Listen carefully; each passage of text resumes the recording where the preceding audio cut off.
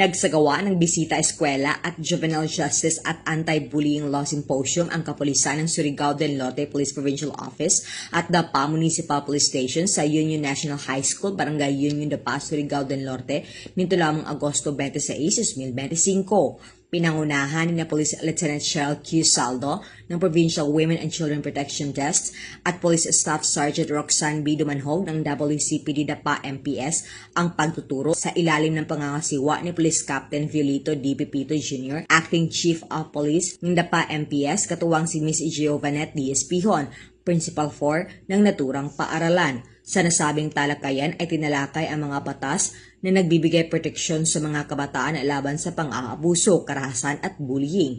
Hinikayat din ang mga magulang at estudyante na makiisa sa pagpapanatili ng ligtas na kapaligiran sa paaralan at komunidad. Patuloy na magsasagawa ng ganitong mga aktibidad ang PNP Caraga bilang bahagi ng kanilang crime prevention efforts at kampanya para sa kapakanan ng kabataan dahil sa bagong Pilipinas ang gusto ng pulis, ligtas ka.